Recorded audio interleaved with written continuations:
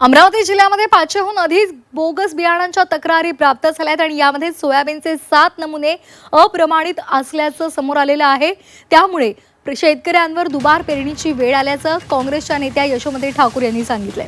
त्याचबरोबर बोगस बियाणे कंपन्यांना अभय दिलं जातंय असं खासदार बळवंत वानखडे यांनी सांगितलेलं आहे। सरकारनं जाहिरातबाजी करू नये, शेतकऱ्यांच्या पाठीशी उभं राहावं असंही त्यांनी म्हटलंय।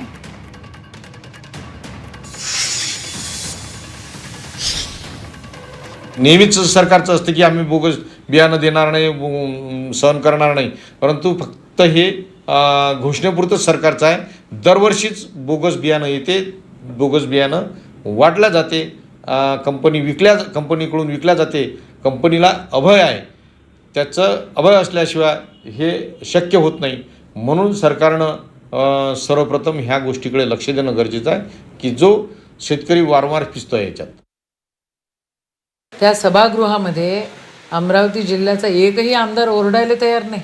सगळे सत्ताधारी आमदार आहेत या ठिकाणी आणि मंत्री महोदय म्हणतात की आम्ही त्यांच्यावर ॲक्शन घेऊ।